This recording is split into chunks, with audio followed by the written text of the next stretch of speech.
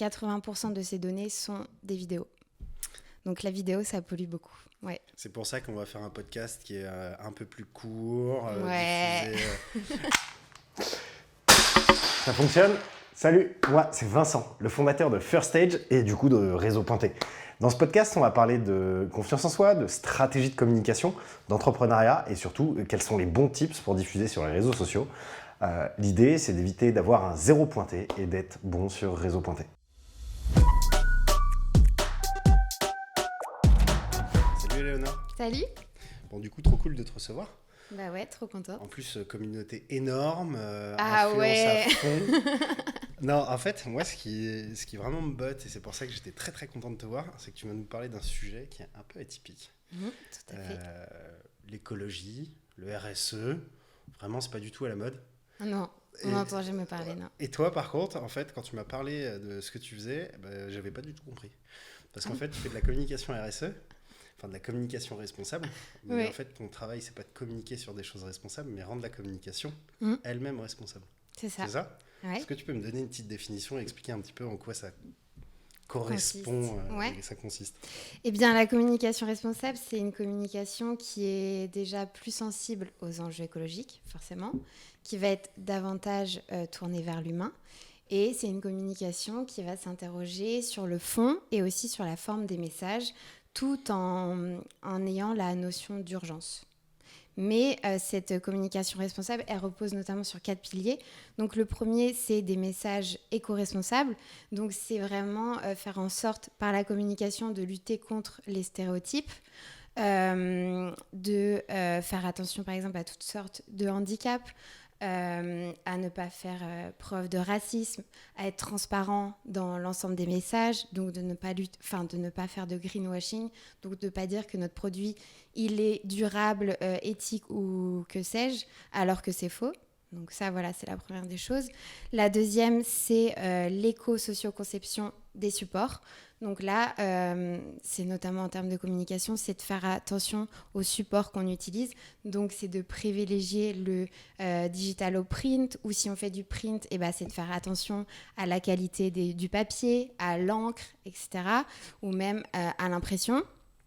Le troisième, c'est le dialogue entre les parties prenantes. Donc c'est qu'on essaye de co-construire une communication avec les clients, les fournisseurs, les salariés. Voilà, on prend en compte l'idée de chacun finalement. Et la dernière, c'est l'efficacité maximale. Donc, si on a une entreprise et qu'on souhaite, mettre en avant un produit, peu importe lequel, eh bien, on va toujours faire en sorte de de faire en sorte d'avoir le minimum d'impact sur l'environnement, mais tout en recherchant une efficacité maximale et en faisant attention à toutes les parties prenantes qui s'occupent de notre produit, on va dire, qui est dans notre entreprise. Je ne sais pas si c'est assez clair. Si.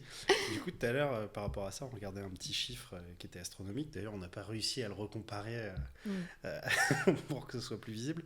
Mais en tout cas, ce dont on est sûr, c'est qu'en 2025, tu vas avoir 185 milliards de téraoctets de données qui seront stockées. Ouais, c'est énorme. Et sur ces 185 milliards, il faut savoir que 80% de ces données sont des vidéos. Donc la vidéo, ça pollue beaucoup. Ouais. C'est pour ça qu'on va faire un podcast qui est un peu plus court. Ouais. Non, mais au-delà de ça, c'est surtout... moi, ça me convient bien de dire ça, puisque ça veut dire faites moins de vidéos, mais faites-le de façon plus qualitative. Parce que de toute façon, en plus, la communication au sens large, ça fonctionne plus quand tu rabâches et tu fais des petits des messages marketing. Ouais. Donc, vaut mieux cibler. Ça fonctionne aussi sur le print. Mais ça, je suppose qu'il y a des bonnes pratiques à avoir. Et d'ailleurs, c'est un peu ce que tu fais dans ton métier aujourd'hui, accompagné avec Maman Poulpe. Oui, c'est ça. Est-ce que tu peux nous en dire un peu plus et dire ce que tu fais et comment ça t'est venu d'ailleurs ? Eh bien, déjà, ce que je fais, donc, c'est que je suis donc à mon compte, parce que oui, je ne l'ai pas dit au début, mais sous le nom de Maman Poulpe depuis 1 an et demi. Et du coup, j'accompagne surtout les entreprises de l'habitat, donc des architectes principalement ou des agences immobilières, dans leur communication digitale responsable. Donc, je crée des stratégies de com responsables, je fais du social media management et du community management. Et à côté de ça, j'ai créé du coup un podcast qui s'appelle Le Vent en Poulpe, qui est disponible sur toutes les plateformes depuis le 1er mars. Et donc là, j'aide vraiment les dirigeants à avoir une communication plus responsable et je donne des bonnes pratiques à avoir finalement parce que toutes les entreprises peuvent finalement faire attention à leur communication. Et du coup, pour en revenir à ta question, il y a plusieurs bonnes pratiques à avoir. Donc déjà, la première, je l'ai dit tout à l'heure, mais c'est vraiment de lutter contre le greenwashing quand on fait de la communication responsable. C'est de produire de nouveaux récits. Donc là, pour vous expliquer, c'est qu'en fait, depuis toujours, on a vu beaucoup de publicité, que ce soit dans la rue, on est sans cesse devant une tonne de publicité. Donc c'est ce qu'on appelle l'infobésité. On a trop d'infos, on ne sait même plus quelle publicité on a vue, que ce soit dans la rue, à la télé, sur les réseaux sociaux, à la radio, on en a trop. Et donc, avec la communication responsable, on veut faire en sorte de produire un nouvel imaginaire collectif et de changer ces normes sociales. Les normes sociales qui sont qu'à cause de cette infobésité, on nous incite à consommer toujours plus. Alors que la communication responsable, c'est l'inverse. On ne vous incite plus à consommer toujours plus. Et donc, il faut faire en sorte de faire passer ce message. Et donc, c'est pour ça qu'on doit produire des récits qui sont plus éthiques, qui sont plus soutenables pour l'environnement. Du storytelling. Voilà. Donc là, c'est la deuxième des choses. Sinon, c'est éco-concevoir des projets éditoriaux. Donc là, c'est tout ce qui touche au print, comme je disais tout à l'heure, avec les imprimeurs, etc. C'est éco-concevoir des projets digitaux. Donc là, c'est notamment tout ce qui touche aux réseaux sociaux ou au site internet. C'est éco-concevoir des événements. C'est éco-concevoir des productions audiovisuelles. Et c'est anticiper et gérer la crise. En fait, c'est les bonnes pratiques là à avoir. Et pour ça, si on ne sait pas trop par où commencer, il y a des guides qui sont disponibles avec toutes les étapes à suivre. Des labels. Mais quand on a échangé tout à l'heure, le premier truc que je t'ai dit, c'est nous, on participe à un salon la semaine prochaine. Oui. On a voulu imprimer des flyers et la problématique et le nerf de la guerre dans toutes les boîtes, c'est l'argent et le coût des choses. Ouais, en plus, très souvent, le service marketing, c'est le premier qui se fait cutter. Avec la conjoncture actuelle, tu peux être sûr que les 3/4 des boîtes, le premier budget qui s'est fait sucrer en 2023, c'est la communication et le market. C'est trop important. Voilà. Et en fait, quand tu te retrouves dans le cas de figure on doit imprimer des flyers parce que sur un salon, c'est ce qui fonctionne. Tu peux pas, personne n'est en physique, tu vas pas lui donner ton téléphone, non, tu vas lui donner du papier. Nous, on voulait imprimer. On a regardé pour les papiers recyclés, les papiers avec les graines dedans pour que tu le jettes, ça te fait pousser un arbre. T'es x5, x6 au niveau du coût. Donc, comment est-ce qu'on peut réussir à pallier à ce genre de choses? Quelle méthode tu proposes en accompagnement là-dessus? Et comment est-ce qu'on peut réussir aussi à être en adéquation avec soi-même? Parce que je pense que tout le monde est pour le RSE et mener des actions, mais quand tu te retrouves avec des barrières comme ça, qu'est-ce que tu peux faire dans l'entreprise pour que ce soit en adéquation avec ton budget, ta direction et aussi l'éthique de tout le monde, quoi. Déjà, la première des choses à faire, donc, c'est avant de mener quelconque action de communication. Donc là, tu parles de la création de flyers pour te mettre en avant lors d'un événement. Eh bien déjà, c'est de se poser la question de savoir quelles sont tes valeurs. En fonction de tes valeurs, si toi, tes valeurs, c'est de faire attention à l'environnement, tu vois, dans ton entreprise, eh bien, tu dois rentrer cette démarche dès le départ, tu vois, dans tout ce que tu fais, dans toutes tes actions de communication, pas que dans la création de flyers. Et dans ces cas-là, si toi, ta démarche, c'est de vraiment avoir un bon impact sur l'environnement, eh bien, c'est de peut-être éviter d'en imprimer, 5000, mais plutôt peut-être de les réduire et dans ces cas-là, de donner des flyers vraiment aux personnes qui sont intéressées. Et dans ces cas-là, tu vas diminuer tes coûts, forcément, tu vois. Et donc, forcément, je peux comprendre que ça peut être plus cher, comme tu disais, parce que oui, si on part sur une quantité... et sur une grosse quantité, comme on a tous l'habitude de faire, comme quand je suis venue, là, j'ai vu un monsieur qui donnait des flyers au niveau du métro. Oui, là, je pense qu'ils en impriment, des milliers. Là, forcément, ça coûte hyper cher. Mais il ne faut pas penser ça. En fait, c'est tout l'amont qui fait que... qu'il faut repenser le projet. Et au niveau du digital, comment ça se passe? Parce que tu dis que tu fais CM aussi. Ouais. C'est pas toi qui va driver Instagram, ni YouTube. Donc, qu'est-ce qu'on peut mener comme action pour être... plus responsable sur ces contenus? Alors déjà, quand on est CM, la première des choses à faire, c'est de faire attention aux outils qu'on utilise. Par exemple, au lieu d'avoir 3 ordinateurs, on peut en avoir qu'un. on peut utiliser des matériaux reconditionnés. Déjà, ça, c'est la base, c'est la première des choses à faire. Ensuite, concernant du coup la création de contenu pur, eh bien là, c'est vraiment de véhiculer des messages responsables, comme je disais tout à l'heure. Et donc, c'est de voir si notre message, déjà, est réellement utile. Lorsqu'on veut publier quelque chose, on va se poser la question de savoir, est-ce que ce message, eh bien, notre cible a envie, a besoin de l'entendre, oui ou non, ou c'est juste créer du contenu pour créer du contenu. Par exemple, si je prends l'exemple des influenceurs qui, eux, tous les jours vont faire une petite photo de tenue ou de l'unboxing, des choses comme ça, eh bien, je critique pas ce métier parce qu'il est très bien, mais ce que je veux dire, c'est qu'il y a des vidéos qui sont peut-être pas utiles. Et en fait, ces vidéos-là, elles vont créer beaucoup de déchets. Moi, ça m'intéresse de savoir que je peux vendre l'eau de mon bain, mais... Chacun ses tips. Chacun, ouais. Ça a fait un flop. Mais... Oui. J'ai pas réussi à la vendre. Ouais. Mais du coup, c'est vraiment, de voir si ton contenu est vraiment utile. C'est déjà aussi dans la forme du contenu, c'est d'utiliser des couleurs qui vont être visibles par tous. Donc, je pense notamment aux personnes qui ont des difficultés visuelles. Et bien, si on met un gros contraste, par exemple, si on met du orange sur du jaune, même nous, on va avoir du mal à lire le message. Ouais, donc, c'est vraiment, faire attention. Fait, on l'oublie souvent, mais RSE, c'est la responsabilité sociétale des entreprises. Donc, c'est pas que l'aspect écologique, mais c'est aussi tout ce qui va être l'insertion, l'égalité. Exactement. Et penser un peu plus large. Et effectivement, au niveau des contenus, c'est vrai qu'on a tendance un peu...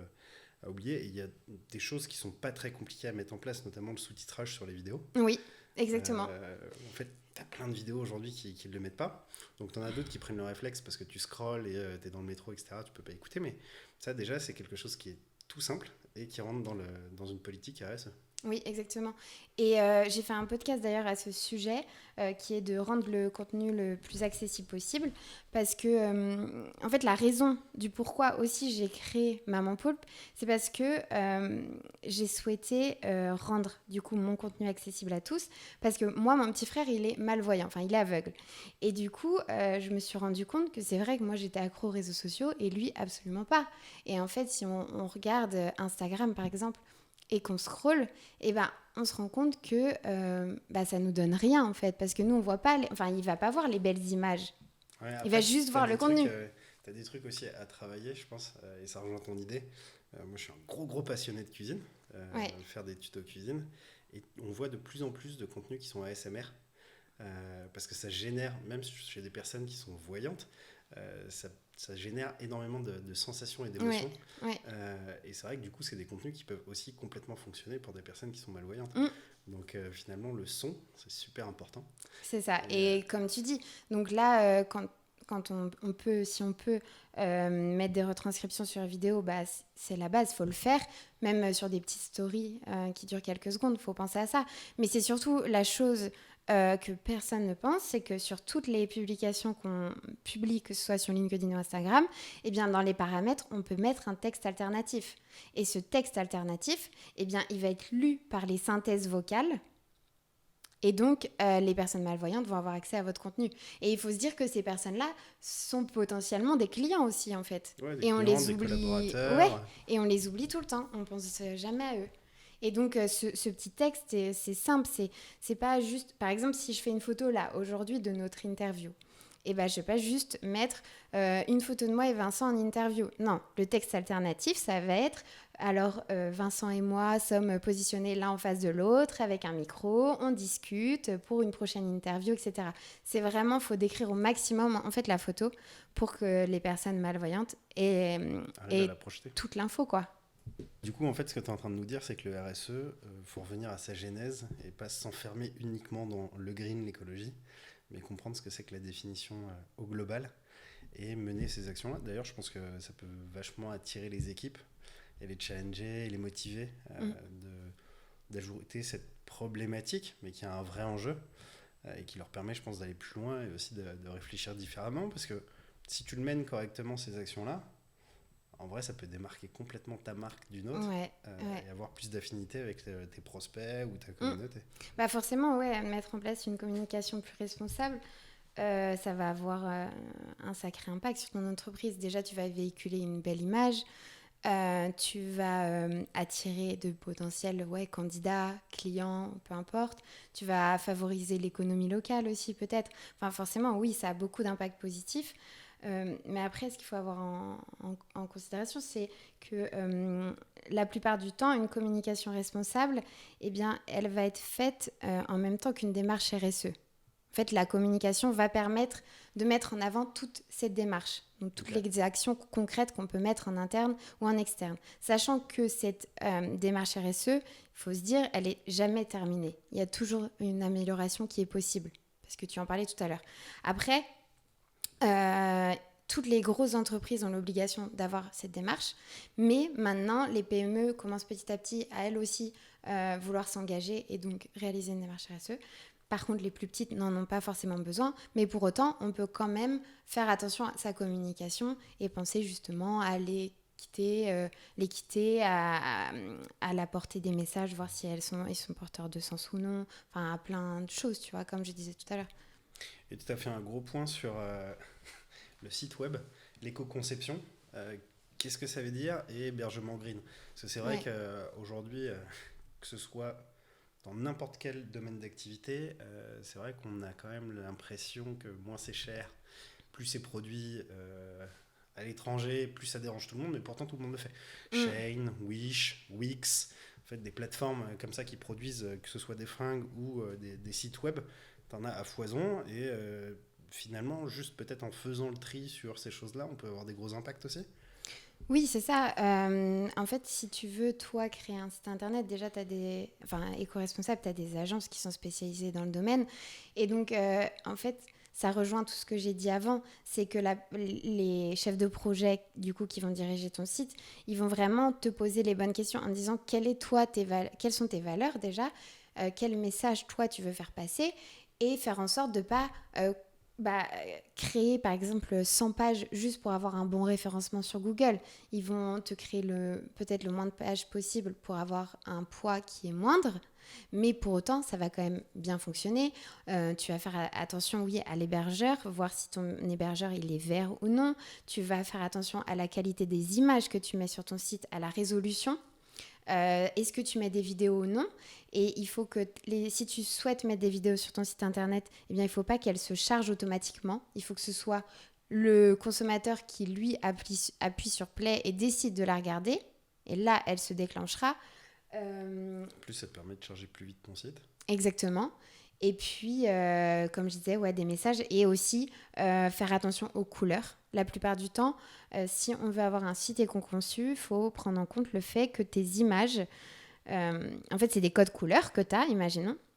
Et bien, ce code-là, tu peux l'avoir sur InDesign, Photoshop, si tu regardes ton logo. Et en fait, tu as un code à la fin. Et si ton code, il est à plus de 100%, ça veut dire que ta couleur n'est pas bonne. Elle ne va pas avoir le bon contraste. Okay. Et donc, ta couleur doit faire au minimum 100%. Par exemple, un blanc sur du noir, un noir sur du blanc, c'est très bien, tu vois, en contraste, comme je disais tout à l'heure. Et donc ça, tu peux aller sur un site comme colors.co, je crois. Coolors, c'est ça. Comme cool et ERS. Voilà. Et c'était quoi? C'était palette? Et tu vas dans vérifier ma palette. Vérifier mes contrastes. Color checker. Ouais, voilà. Et ça te permettra de savoir si tes couleurs sont très bien ou non et si elles sont éco-conçues. Après, tu as plein de choses. Tu n'as pas que ça, mais c'est le gros. Ça fait gagner pour toi parce que si c'est plus lisible, parce qu'en fait, c'est ça, ce site, de ce qu'on a vu, c'est que ça nous dit si c'est facilement lisible pour tous. Donc du coup, en plus, ça veut dire que tu gagnes en intelligibilité quand les personnes naviguent sur ton site internet. Donc, exactement, c'est plus facile. Deux bonus à la fois. Et puis ça te dit aussi la grandeur de ta police, si elle est bonne ou pas. Si c'est pas trop petit. Je suppose aussi qu'intégrer directement le texte en HTML plutôt que de mettre des images dessus, pour la lecture audio, description, c'est pas mal aussi. Oui, c'est ça, exactement. Ok. Et après, tu nous parlais aussi des hébergeurs green. Ça, les hébergeurs green, tu fais comment? C'est toi qui prends la décision? Ça consiste en quoi? Non, ça, tout simplement, c'est que dans tous les cas, si tu veux avoir ton site internet, tu es obligé d'avoir un hébergeur.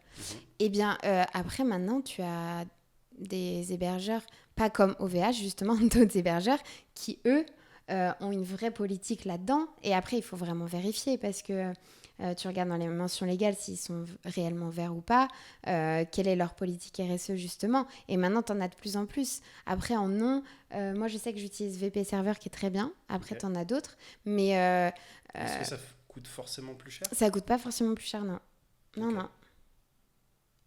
Bon, donc du coup, on doit tous y aller. Bah ouais. Et au niveau du cadre de tout ça, parce que depuis tout à l'heure, tu nous parles d'énormément de choses.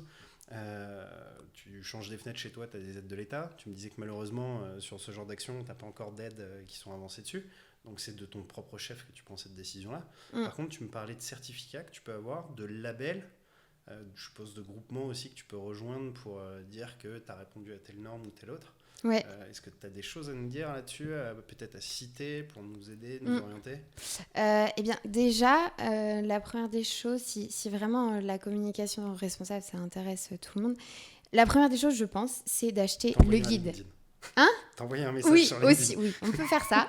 Ensuite, dans un second temps, acheter le guide, qui est vraiment une bible comme ça de l'ADEME, qui est donc l'agence spécialisée dans ce domaine, où vraiment ça regroupe toutes les thématiques, c'est vraiment trop bien. Mais c'est quoi, c'est accessible en tarif ? Oui, je crois que c'est 14 €.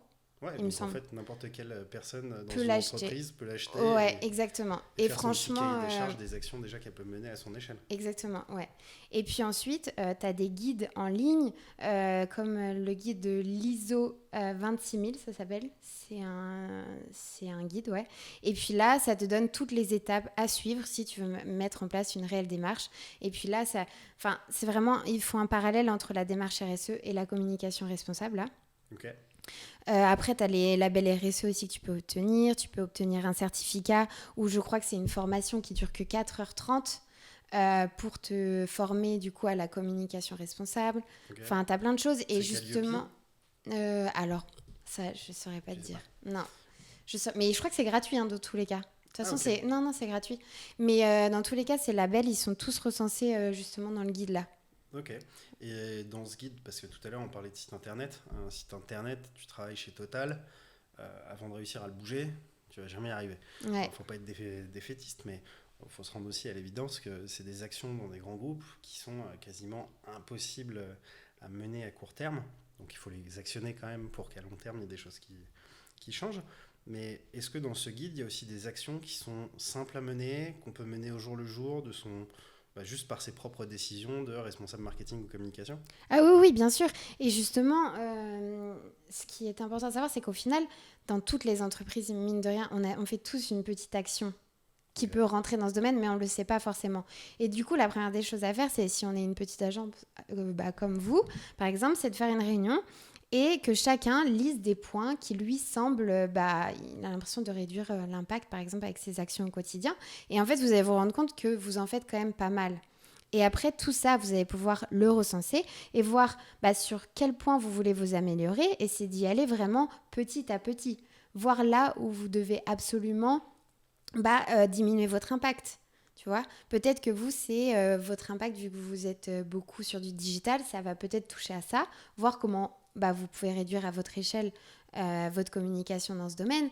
Et là, c'est des petites actions que tu peux avoir dans ce guide, comme je disais, dans la transparence des messages, dans les couleurs, toutes ces choses. Il y a quelque chose que je pense que toutes les entreprises peuvent faire, c'est archiver en dur le stockage, que ce soit le stockage des boîtes mail, que ce soit le stockage des différentes images, les stocks que tu peux avoir en entreprise. Ouais.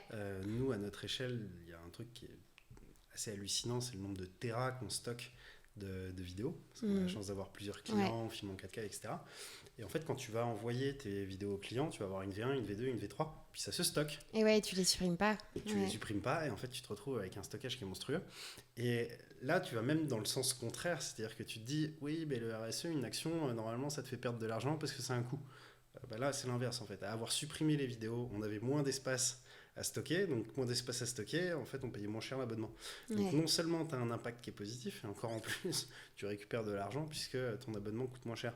Donc effectivement il y a des actions comme ça qui sont toutes cons, et qui peuvent avoir vraiment des gros impacts. Donc le petit tips déjà dans un premier temps, c'est de faire le tri sur tout ce qui est en stockage en cloud. Ouais, et puis tu as aussi... moi, j'utilise plus Google, tu vois, dans mes recherches sur Internet, j'utilise le moteur de recherche Ecosia.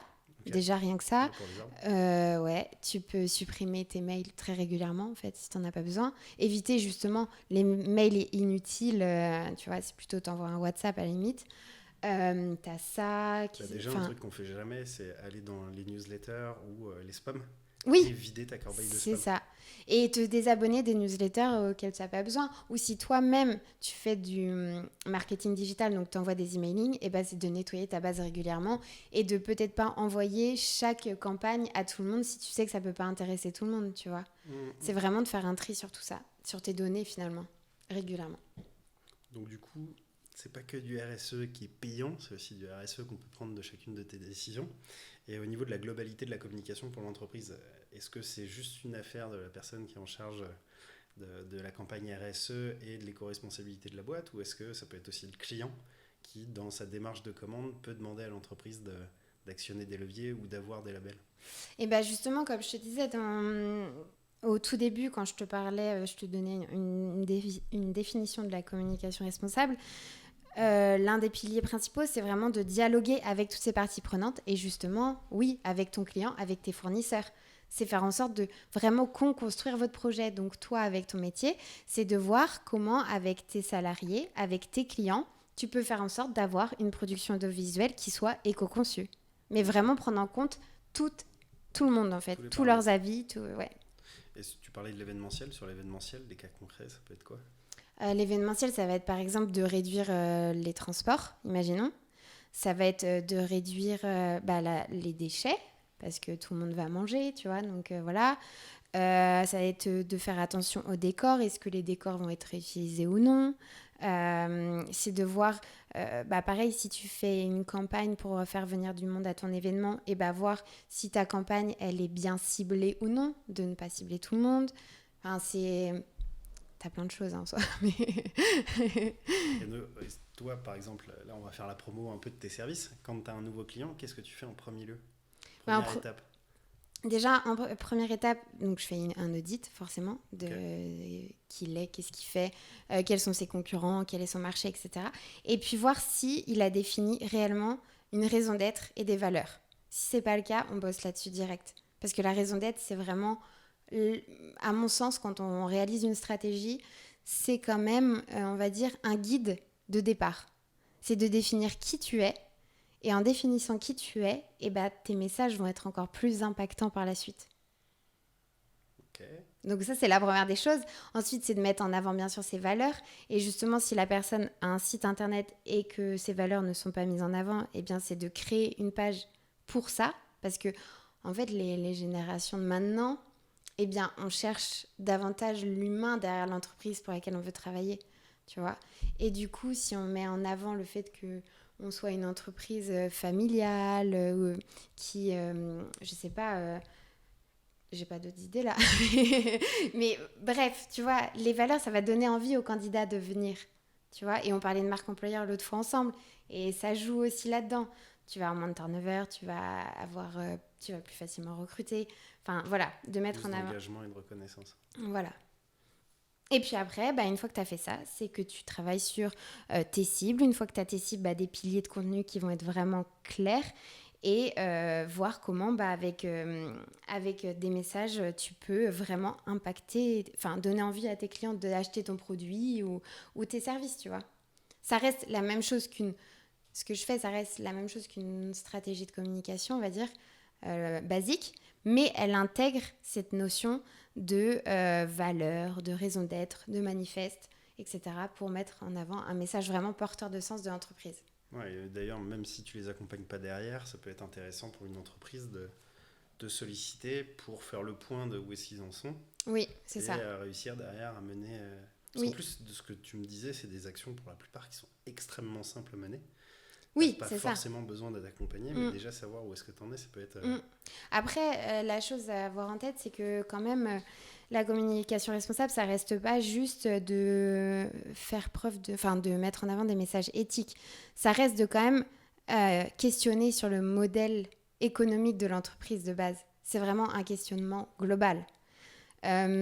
Si je donne, par exemple, ça va être plus parlant, l'exemple de vêtements. Eh bien, tu te dis, Moi, ma marque de vêtements, elle utilise des tissus de seconde main.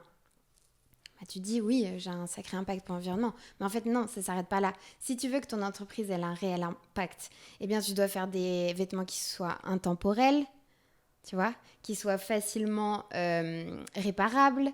Tu dois lutter contre les soldes, contre le Black Friday.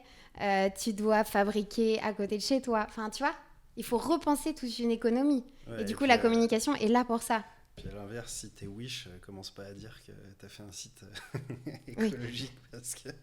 Là, ça passe pas. Non. Et là, tu fais preuve de greenwashing, justement. Et là, c'est le plus gros problème là-dedans. Mais on s'amusait là parce qu'on va avoir un salon la semaine prochaine dont je te parlais. Et t'as quand même des pépites sur le web. C'est-à-dire vraiment des entreprises qui communiquent sur des trucs mais qui sont tellement évident qu'il fallait le changer et ils te communiquent en disant ouais on vient de faire ce truc là, tu fais ouais, non mais ça. tais-toi en fait, tais-toi surtout là tu te desserres. Bah justement j'ai vu l'exemple que tout le monde a dû voir, on voit partout tu sais les pubs de Burger King où ils ont des vaisselles Oui, on a pensé à faire ça mais en on fait a pas pensé du... et en fait non parce C'est qu'il y a la une loi. loi qui est passée tu vois. Et c'est grave parce que tu dis c'est quand même les gérants de fast-food qui mentent en fait à tout le monde. Autre aussi là c'est les frites de McDo. Ouais. Ils étaient tout fiers de dire ah ça y est on fait des frites de légumes. Alors que c'est plus sucré. Ouais c'est plus sucré, c'est plus gras, il y a moins de protéines. Enfin. Ouais. Donc ouais c'est après des stratégies où ça a le vent en poupe donc t'en as beaucoup qui essaient de l'utiliser mais... Oui mais il faut faire attention bon escient, parce que quand ça tombe dessus c'est très mauvais. Et puis là ton image elle est complètement desservie après quoi. Et puis pour la redorer, tu peux y aller. Là, c'est compliqué, ouais. Ok, trop cool. Tu peux nous redire du coup le nom du guide ? C'est le guide de l'ADEME. A-D-E-M-E. Ok, bon, voilà. Je pense qu'on mettra un petit lien dans la, carrément, dans la description. C'est important. Bah écoute, en tout cas, un grand merci. Merci à toi de m'avoir invité. Et ben voilà.